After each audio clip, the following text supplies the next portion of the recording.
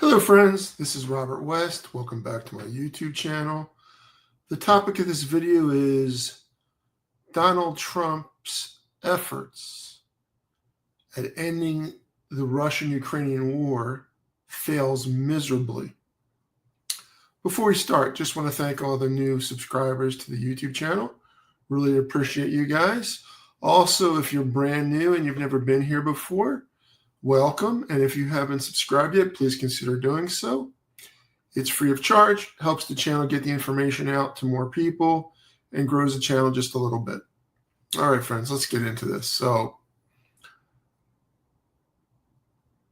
I think we want to talk about why it failed, and the main reason why well, there's more than one reason, but one of the main reasons why it was going to fail, as I predicted in a previous video, is Donald Trump was ill-prepared again when he met with Vladimir Putin. He, in his own delusional mind, believes that he can charm this guy. Vladimir Putin was a colonel in the Soviet KGB. Misinformation, trickery, all types of manipulation was part of his training over a period of time.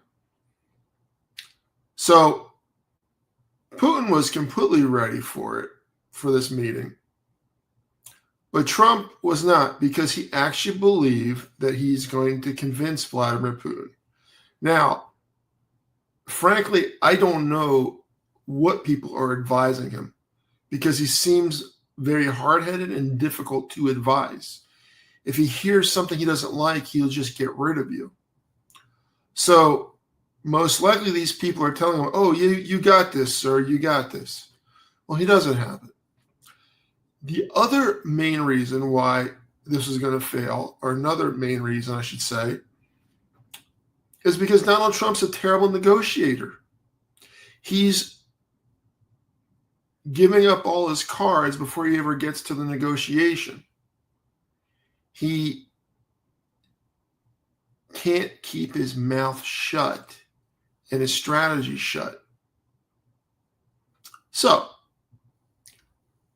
another reason, and the main reason why he failed, and frankly, anybody with the exact same situation, who's a great negotiator, who is well prepared, was going to fail as well, for one reason and one reason only. Vladimir Putin has not achieved his military goals yet, which is annexing the entire country of Ukraine.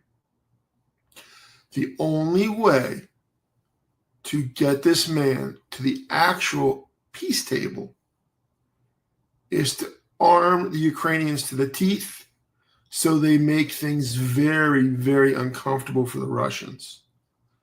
So at some point, when they weigh the costs versus the benefits, the cost will be too high for them. But Trump does the opposite. He reduces assistance to the Ukrainians. He's doing everything he can to help the Russians take over Ukraine, just by his actions.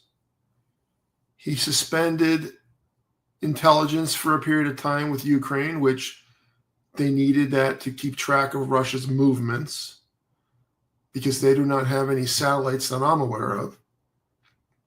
He reduced the arms that were already promised to him by the previous administration. Okay. He flatly sided with the Russians, believing that the Russians were justified in starting this war because of the actions of Ukraine. Gee, let's see. You want to join NATO and you want to be part of the European Union. Is that a reason to start a war? No. Russians have a history of wanting to conquer. That is their history. Goes back to the czars. In 2014, they annexed Crimea, the ports for Ukraine. So the one thing about Vladimir Putin is that he plays the long game. He doesn't play the short game. He plays the long game. He went in, he got Crimea. Unfortunately, President Obama really did not do a great job in countering him. Should have countered Russia a lot harder, but he didn't want to do that. And boom, Russians come back for more, and they're back for more. Their goal is to get Ukraine. We know that they have minerals that are important because Trump pushed them into signing an agreement to give the United States some of these minerals when the situation changes to the fact that they can be extracted from the ground. So we know they have some valuable minerals in their territory. Vladimir Putin knows that as well. But because he doesn't give a living rip about his people, he certainly doesn't care about the North Korean military that's fighting for him as well. So the losses, he plays the game, but he doesn't care.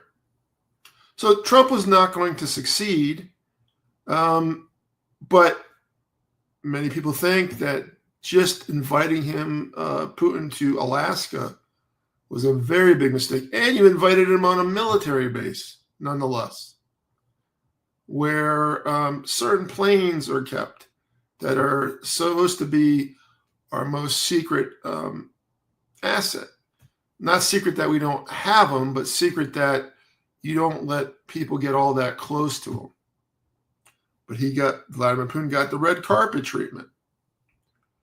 He got 5-star service. He got put on the world stage. He didn't get new sanctions put on him. And Trump himself said on Wednesday last week, if we don't get a ceasefire,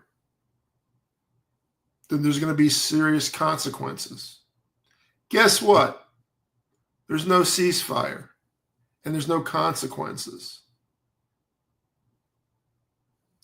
And he's adopted Putin's talking point that we don't want a ceasefire, we just want to end the war. So, by the totality of everything that you see out there, Donald Trump is helping Russia annex Ukraine. You can say what you want, but all these actions help Russia. He even berated the president of the Ukraine in the White House several months ago for all kinds of reasons. And his little baby vice president sat there and jumped on him too.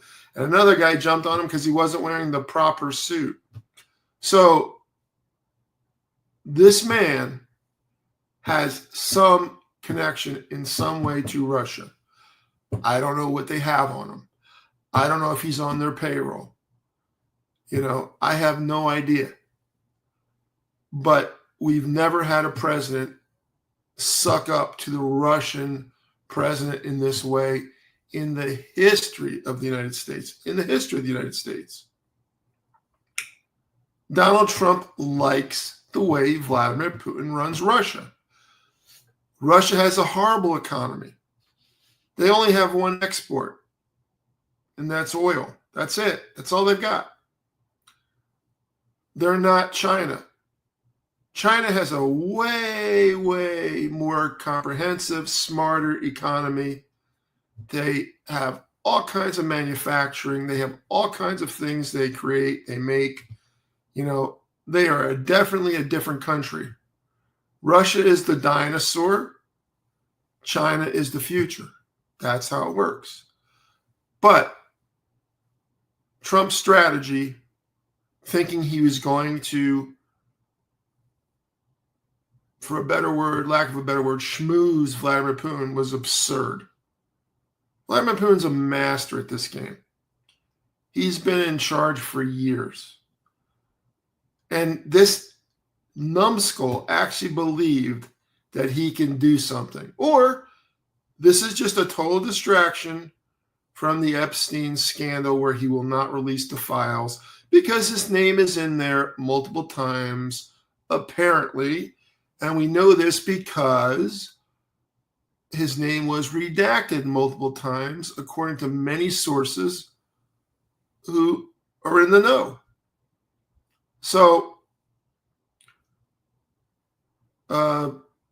Monday, Vladimir Zelensky is flying to D.C. to meet with Trump. Good God knows what Trump is going to tell him. It's going to be almost all bullshit because Trump is not there to assist Ukraine. He's there to assist Russia. The fact that you have peace talks without one of the parties to the war is absurd as it is. There's no peace talks. There's no reason for Vladimir Putin to engage in peace talks. He has goals. Trump has dropped a lot of the barriers to those goals. And so he will continue as long as he can continue until either he achieves his goal or it becomes more difficult for him to continue because the price is too high. And like I said multiple times, the only way the price is going to be too high is if we arm Ukraine to the teeth. Unfortunately, our European friends can't produce the weapons that we produce. If they could, I think we'd be looking at a totally different situation. But it's a failure. By Trump's own words, it's a failure. Everything he does is a failure. He's by far the worst president ever in this country. And he's destroying it day by day, piece by piece. When that'll turn, who knows? Who knows? All right, friends, that's it for this one. If you haven't subscribed yet, please subscribe. I do need your assistance. I'd really appreciate it. You have a good day. We'll see you in the next